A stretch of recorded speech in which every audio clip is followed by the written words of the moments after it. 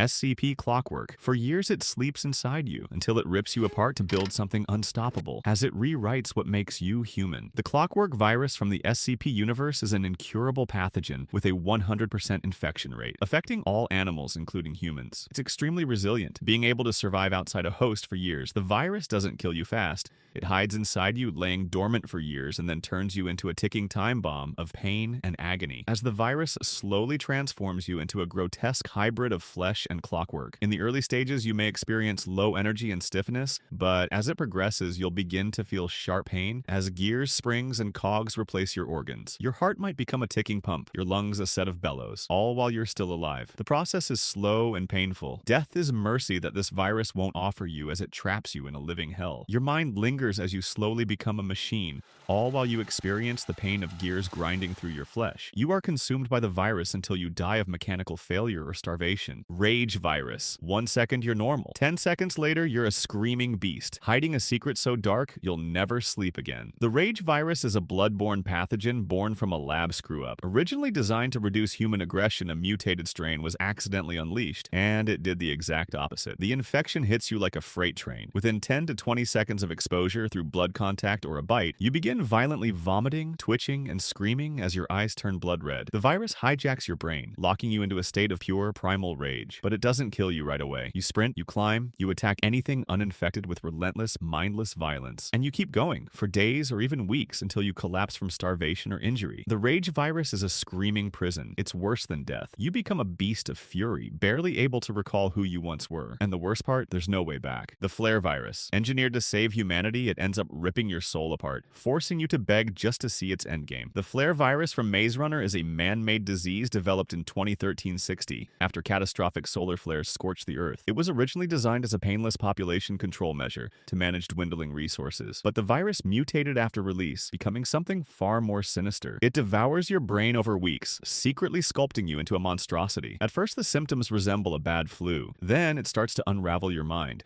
making you paranoid, violent, unstable. Eventually, you become a crank, a mindless, zombie-like creature with rotting flesh, driven by cannibalism and savagery. The flare virus is a prolonged torture chamber, eating away at your humanity layer by layer. And the worst part, you're still aware. You're conscious enough to witness your own descent into madness. Imagine having to beg your friends to because you're terrified of what you're about to become. Cordyceps virus. This fungus isn't just an infection. It takes you on a journey of evolution, turning you into something unstoppable, and you won't believe what it's building. Cordyceps, from The Last of Us, is a mutated fungus that jumps from insects to human hosts, spreading through spores, bites, and even contaminated food. It hijacks your brain within hours, turning you into something terrifying.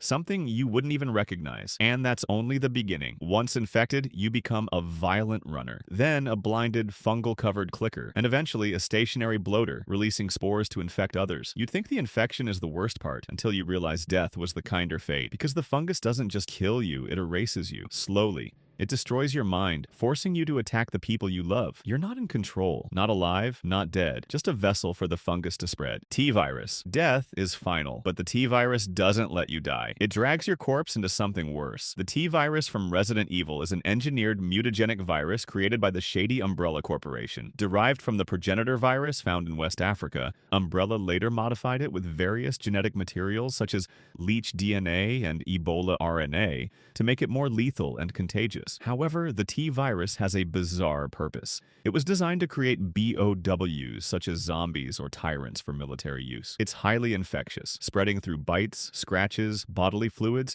and even contaminated water and air, infecting plants, animals, and insects too. With this virus, death isn't the end. It's just the beginning. The T-virus doesn't kill in the traditional sense. It transforms you. After infection, the host's vital organs shut down. Then, the virus reanimates the body, erasing identity. It hijacks the brainstem, drives aggression, halts decay, and mutates flesh, turning victims into relentless, twisted killing machines. Death is final, but the T-virus makes sure you never get the peace of dying. As you mutate into a mindless, rotting monster compelled to attack and devour others, you become a weapon against the living, with no control or escape. If you've stuck with me this far, you're in on something special. Subscribe now, because I've got a ton more videos dropping soon, and you won't want to miss the next big one. Captain Trips. A sneeze starts it, then it drowns you alive, and what it leaves behind will chill you to the bone. The Captain Trips superflu from Stephen King's The Stand is a man-made virus engineered by the U.S. military as a bioweapon. Created in a secret lab, it escapes containment when an infected soldier flees, unleashing it across the nation. This virus is ruthless with a 99.4% mortality rate. It starts small, sneezing, a mild fever, a little cough, but within days it turns brutal. Your throat swells shut, your lungs flood with mucus, and you drown, helpless in your own body. But the true horror? It's airborne. One cough is enough to infect an entire room. Captain Trips doesn't just kill, it torments. It wipes out almost everyone, leaving a few survivors stranded in a wasteland of corpses, shattered cities, and the crushing loneliness of outliving the world.